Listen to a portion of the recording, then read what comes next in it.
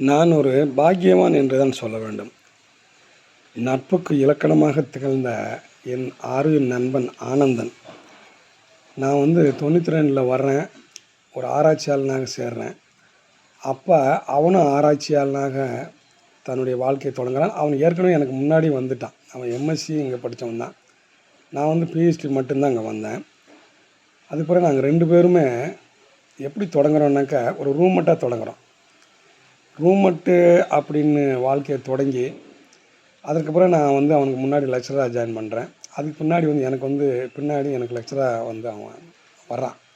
அதில் ஆராய்ச்சியாளனாக இருக்கிற போது எங்கள் நட்பு தொடர்ந்து அப்படியே தொடர்ந்து நான் டீன் அண்ட் டைரக்டராக இருக்கிற வரைக்கும் என்னுடைய நட்பு தொடர்கிறது. அதற்கு பிறகு நாங்கள் 2 பேரும் ஒன்றா ரிட்டையர்மெண்ட் ஆகிறோம். இந்த மாதிரி ஒரு நட்பு யாருக்கு கிடைக்கும்? எனக்கு வந்த பல பிரச்சனைகளை சால்வ் பண்ண என் உயிர் நண்பன். இப்படி ஒரு நட்பு என்றைக்குமே கிடைக்காது. நாங்கள் ஒன்றா உள்ளே வரோம், ஆராய்ச்சியில் ஒன்றா வரோம். லெக்சர் 1 இயருக்கு ஒரு 2 இயர்ஸ்க்கு முன்னாடி ஜாயின் பண்ணுறேன். அதுக்கு பிறகு நாங்கள் ரிட்டையர் ஆகிற போது ஒன்றா போகிறேன். நான் டீன் அண்ட் டைரக்டராக இருக்கும்போது இவனுடைய பணி அளப்பரியது. பல பிரச்சனைகளை எனக்கு வர்றதுக்கு முன்னாடி அவனே சால்வ் பண்ணிடுவான். சால்வ் பண்ணிவிட்டு எனக்கு அந்த பிரச்சனையை மட்டும் சொல்லுவான். அதே மாதிரி பொருளாதார வசதி, அவனுக்கு வசதின்னு சொல்கிறதுக்கு இல்லை, ஏதாவது பொருளாதாரம் பண்ணணுன்னாக்கா ஒரு காசு கொடுத்து ஒரு வேலையை வாங்கினோன்னா அவன் தன்னுடைய பாக்கெட் மணியை கொடுத்து வேலை வாங்கிடுவான். இப்போ அது மாதிரி நடக்குதான்னு எனக்கு தெரியல. எல்லாத்துலேயுமே தன்னுடைய நண்பன் சிறப்பாக இருக்க வேண்டும். வேறு யாருக்கும் இப்படி பண்ணுவான்னு எனக்கு தெரியாது, ஆனால் எனக்கு பண்ணுவான்.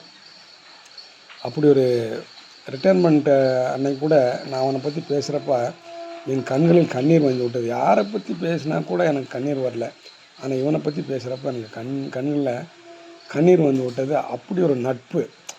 இப்போ கூட பெரிய ஒரு ரிட்டையர்மெண்ட் ஆன பிறகு எனக்கு பெரிய ஒரு இழப்பாக தோன்றுறது இவனோட நட்பு தான். இப்படி ஒரு நட்பு இனிமேல் கிடைக்குமா?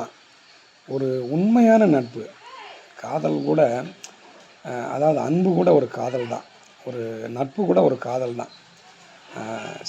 ஃப்ரெண்ட்ஷிப்புன்னு சொல்லுவாங்க இல்லையா, அந்த மாதிரி ஒரு சிறப்பான ஒரு ஃப்ரெண்ட்ஷிப்புன்னு சொல்லுவாங்க.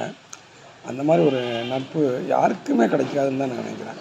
ஏன்னா இந்த மாதிரி இந்த சென்டரில் நிறைய பேர் ஒன்றா இருந்திருக்கலாம், ஆனால் கடைசி வரைக்கும் ஒன்றா இருந்தாங்களா அப்படின்னு சொல்ல முடியாது. ஆனால் நாங்கள் கடைசி வரைக்கும் நட்பாக இருந்தோம். அதில் எங்களுக்குள்ளே எந்த எதிர்பார்ப்பும் இல்லை.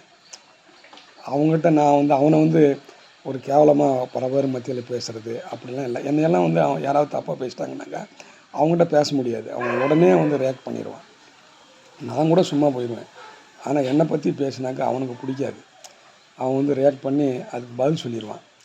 அதே மாதிரி அப்பப்போ ஒரு மந்திரியாக எனக்கு ஆலோசனை சொல்லுவான். நீ இப்படி போகக்கூடாது, அப்படி போகக்கூடாதுன்னு சொல்லுவான். நான் அப்படி சொன்னாக்கா நானும் மாற்றிக்கிடுவேன். அப்படி ஒரு சிறப்பான நட்பு. அந்த நட்பு இந்த ரிட்டைர்மெண்ட்டோடு முடிஞ்சு போச்சுங்கிறப்போ சங்கடம்தான். ஆனால் எல்லா உறவுகளும் ஒரு நாள் பிரிவு தான்.